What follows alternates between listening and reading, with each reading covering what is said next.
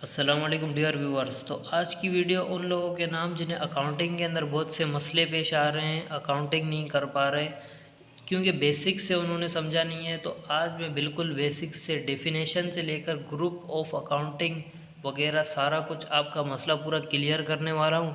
तो वीडियो में बने रहें। चलिए शुरू करते हैं।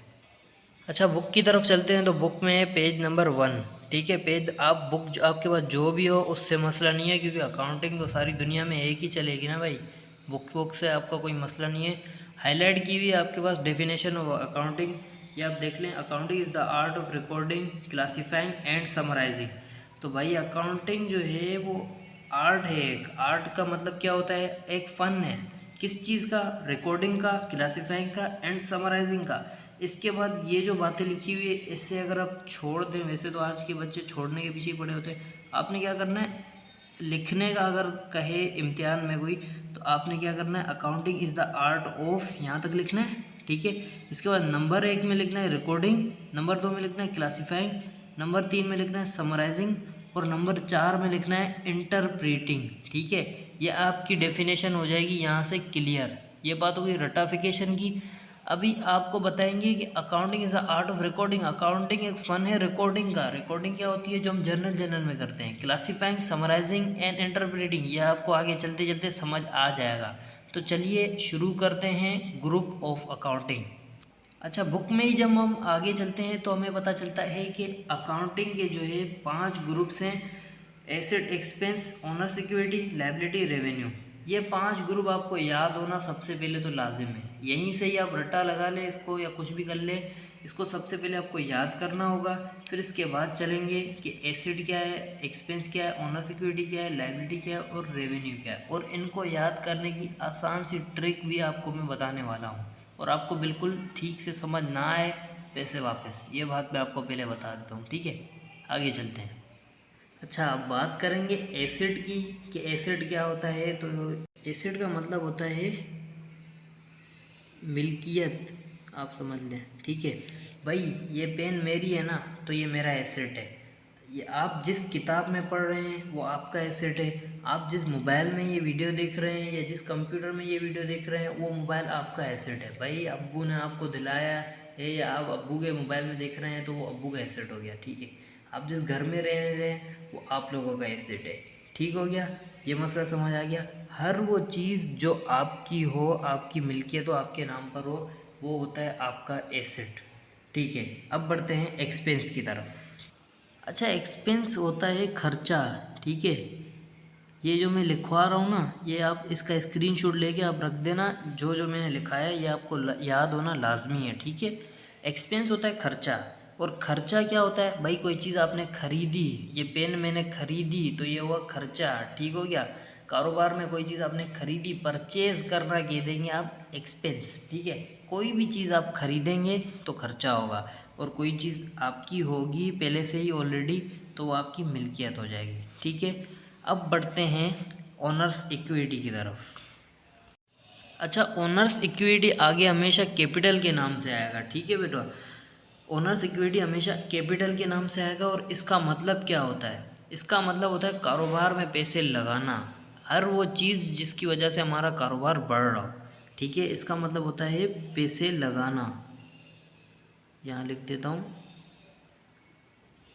ठीक है, कारोबार में पैसे लगाना, तो इसका मतलब हो जाएगा कैपिटल। ओनर सिक्योरिटी भी होता है लेकिन ज़्यादातर कैपिटल यूज़ होगा आगे आपको, वरना मसला होगा। इसको याद रखना है कैपिटल के नाम से। ठीक हो गया, आप अपने पास लिख लें। लायबिलिटी क्या होता है? अच्छा, लायबिलिटी होता है कर्ज़ा। आपने उधार लिया किसी से, आपको पे करना है। अभी आपने चीज़ परचेज़ की लेकिन उधार के एवज परचेज़ की। ठीक है, तो ये हो जाएगी आपकी लायबिलिटी। लायबिलिटी का भी मैं लिख दूँ यहाँ पर, उधार। ठीक है, अब चलते हैं रेवेन्यू की तरफ। अच्छा, रेवेन्यू क्या होती है? रेवेन्यू होती है आमदनी। आमदनी के लिए कमाई। आपने कोई चीज़ सेल की ना, आपने कोई चीज़ बेची, तो आपने क्यों बेची? कि आपको उससे थोड़ा बहुत भी ऊपर पैसा मिले। ऊपर पैसे मिलने का मतलब होता है रेवेन्यू। ठीक है भाई, यहाँ पे मैं लिख देता हूँ कमाई। ठीक है, इसका आप चाहें तो स्क्रीनशॉट ले लें। अच्छा, यहाँ पर एसेट की कुछ एग्जांपल्स वगैरह लिखी हुई हैं। तो एसिड दो टाइप के लिखे हुए हैं, current acid and fix acid. तो इसे देखकर परेशान होने की ज़रूरत नहीं है, होते सब एसिड ही हैं। ठीक है, आप ये समझ लें कि ये सब एसिड ही है। बस फ़र्क ये है कि करंट एसिड ऐसे होते हैं जो एक साल के अंदर अंदर ख़त्म हो जाते हैं, इसकी कोई गारंटी नहीं होती है। लेकिन फिक्स ऐसे होते हैं जो एक साल के बाद भी चल सकते हैं या इससे ऊपर भी चल सकते हैं। जैसे फर्नीचर हो गया, मशीनरी हो गई और व्हीकल्स वगैरह जैसे गाड़ियाँ वगैरह, या बिल्डिंग हो गई, प्लांट हो गया, या इक्विपमेंट्स वगैरह। ठीक है, ये साल के ऊपर भी चल लेती हैं क्योंकि ये फिक्स एसिड है। अच्छा, करंट एसिड क्या होते हैं? ये सारे एसिड पढ़ा रहा हूँ हाँ, जो आपकी मिल्कियत हों, ये दूसरे की मिल्कियत पे नज़र रखने वाली कोशिश नहीं करना। कैश इन हैंड, जो पैसा आपके पास हो, यानी कि कैश जो होता है वो क्या होता है? एसिड होता है। कैश इन बैंक, जो पैसा बैंक के अंदर हो वो भी आपका क्या है? एसिड होता है।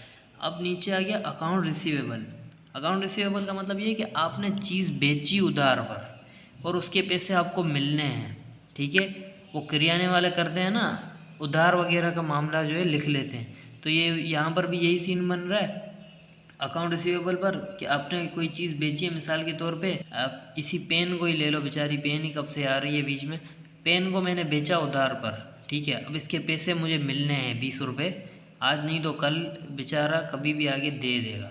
ठीक है, तो ये हो जाएगा अकाउंट रिसीवेबल, एसेट में आएगा क्योंकि उस पैसों पे हमारा हक है, वो पैसे हमारी मिल्कियत है, हमें मिलने हैं। ठीक है। एडवांस टू सप्लायर, आपके बंदे ने काम नहीं किया अभी तक, आपने कलर वाले को, एक बंदे को अपने घर के लिए चुना कि भाई घर पे कलर करके दे, लेकिन उसको पैसे एडवांस पे दे दिए, तो ये पैसा आपका एसेट होगा। वो क्यों एसेट होगा? क्योंकि आप जब चाहे उससे वापस भी ले सकते हैं, क्योंकि उसने अभी तक काम नहीं किया आपका। ये हो जाएगा एडवांस टू सप्लायर, ये भी एसेट हो जाएगा। अच्छा, अगला है पेटी कैश फंड। पेटी कैश फंड क्या होता है? छोटे मोटे खर्चे, जो आपके छोटे मोटे अखराजात हैं, जैसे चाय वगैरह, चाय पानी के पैसे हो गए, स्टेशनरी के पैसे हो गए, ये सारे पैसे क्या होंगे? पेटी कैश फंड।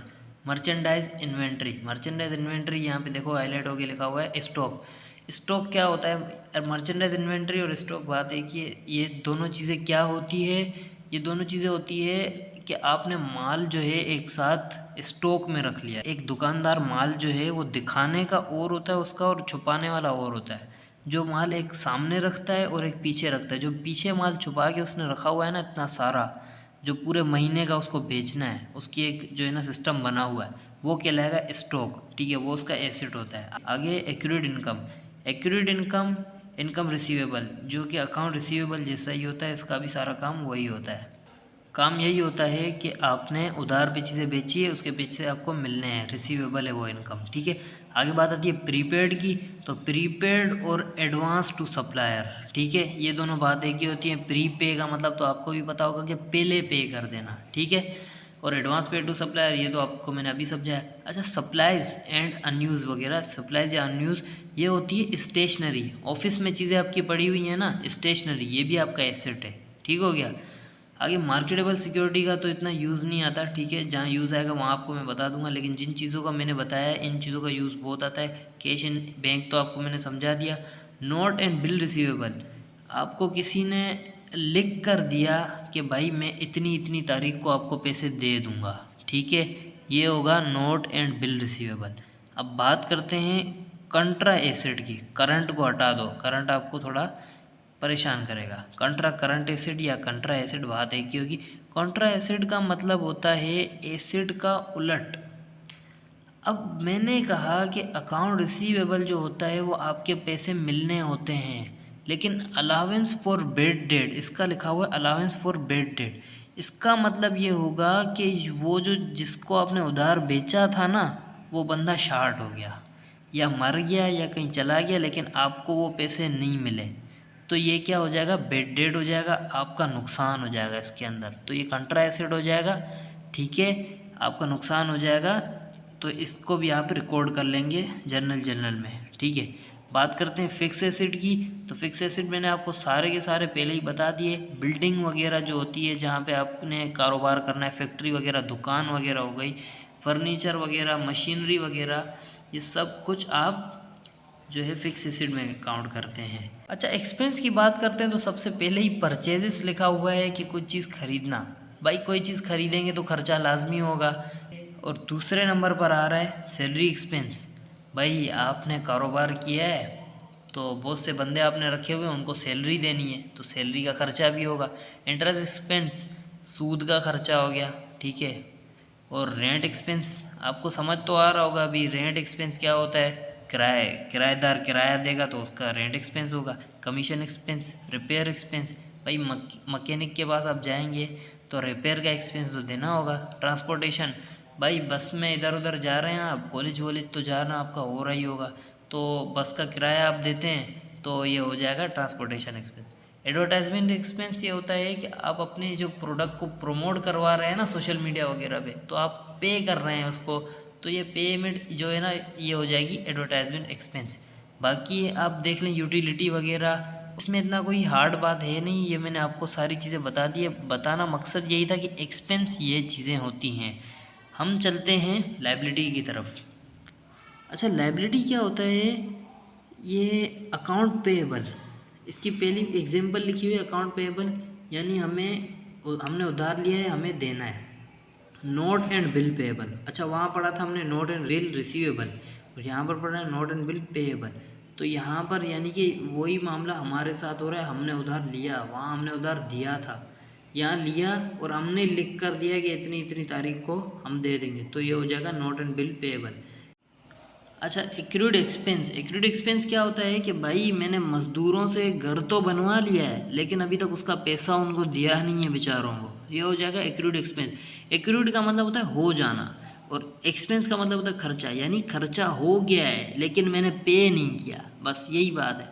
आगे आ रहा है अनअर्न्ड इनकम। अनअर्न्ड का मतलब होता है कि भाई जो इनकम हमने कमाई ही नहीं है फिर भी ले ली, यानी आप कभी कभार ऑफिस वगैरह आपका जाना हो, नौकरी वगैरह आपकी लगी है, तो आप कभी सेठ से जो है ना अगले महीने की भी एडवांस ले लेते हैं, तो इसका मतलब ये हुआ कि आपने कमाया नहीं है लेकिन आपने एडवांस ले लिया। एडवांस लेना ये हो जाएगा अनअर्न्ड इनकम, ठीक है। आपने एडवांस दिया तो वो हमने पढ़ लिया यहाँ पर, लेकिन आपने यहाँ पर एडवांस लिया है तो यहाँ पर अनअर्न्ड इनकम बनेगा, लायबिलिटी, ठीक है। अच्छा, रेवेन्यू में सबसे पहले ही सेल्स आ रहा है। सेल्स के अंदर क्या होता है, हमने कोई चीज़ बेची, हमने कोई चीज़ सेल की। सेल में हम सेल क्यों करते हैं कि हमें कमाई मिले, ठीक है, तो हमारी कमाई बढ़ेगी इसीलिए सेल किया। कमीशन इनकम, भाई हमें इनकम मिली, ठीक है। रेंट इनकम, हमें कोई रेंट दे रहा है, वहाँ पे हम रेंट दे रहे थे ना। तो अदर इनकम, अदर का मतलब कहीं से भी इनकम आ रही है भाई, ये हो जाएगी रेवेन्यू आपकी। Fees income, repair income, interest income, भाई इसमें कोई ना समझ आने वाली बात तो है नहीं, फिर भी आपको बोल देता हूँ भाई, नहीं समझ आया अभी पूछ लो, आगे आपका होगा मसला। अच्छा, ये जो कॉन्ट्रा अकाउंट आपको नज़र आ रहा है ना, ये कॉन्ट्रा वाला पूरा ये अगला लेक्चर आ रहा है आपके पास, ठीक है। कॉन्ट्रा वाली जो आपको सीन समझ आ रही नहीं है ना, जो ये मैं आपको पूरा एग्जाम्पल से पूरा डिटेल से आपको मैं समझा दूंगा। ओनर्स इक्विटी में क्या होता है, सिर्फ और सिर्फ कैपिटल, इसका कॉन्ट्रा ही समझने को रह गया। ओनर्स इक्विटी तो मैंने आपको समझा दिया, ठीक है। अच्छा, कॉन्ट्रा अकाउंट पढ़ने से पहले आपको increases acid and decreases acid वगैरह भी आपको पढ़ने लाजमी है, जो कि बहुत ही ईजी है, ये मैं आपको भी बताता हूँ, ठीक है। अच्छा, rule of debit and credit, ठीक है। इंक्रीज डिक्रीज की बात आ गई, यहाँ पर क्या है, acid, expense, owners equity, liability, revenue. अच्छा, ये याद रखने के लिए बहुत ही ईजी है कि एसिड और एक्सपेंस जब इंक्रीज होंगे तो डेबिट होंगे, ये आप देख लें, दोनों एसिड एंड एक्सपेंस जब इंक्रीज होंगे तो डेबिट होंगे, यानी एसिड या एक्सपेंस जब बढ़ेंगे तो डेबिट हो जाएंगे और जब कम होंगे तो क्रेडिट हो जाएंगे। ये बात आपको सिर्फ याद रखनी है और आपकी जनरल डायरेक्ट पास हो जाएंगे, ये मेरी गारंटी है।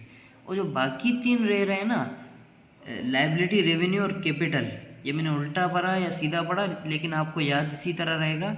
लायबिलिटी, रेवेन्यू एंड कैपिटल जब इंक्रीज होंगे तो ये उल्टे हो जाएंगे, क्योंकि वो डेबिट हो रहे थे तो ये इंक्रीज होंगे तो क्रेडिट हो जाएंगे, और ये डिक्रीज होंगे तो डेबिट हो जाएंगे, ठीक है। ऊपर ये आपको समझाने के लिए ऐसे लिखा भी हुआ है कि डेबिट ग्रुप कौन सा है, एसिड एंड एक्सपेंस जब इंक्रीज होंगे तो डेबिट होंगे और डिक्रीज होंगे तो क्रेडिट होंगे, और लायबिलिटी, रेवेन्यू, कैपिटल इंक्रीज होंगे तो क्रेडिट होंगे और डिक्रीज होंगे तो डेबिट होंगे। और बाकी ये नेचर की जहाँ तक बात है, तो नेचर क्या है, नेचर इनकी इंक्रीजेस लिखी हुई है, देखो एसिड इंक्रीज होगा डेबिट, एक्सपेंस इंक्रीज होगा डेबिट, ओनर्स इक्विटी इंक्रीज होगा क्रेडिट, लायबिलिटी इंक्रीज होगा क्रेडिट, रेवेन्यू इंक्रीज होगा तो क्रेडिट, ठीक हो गया।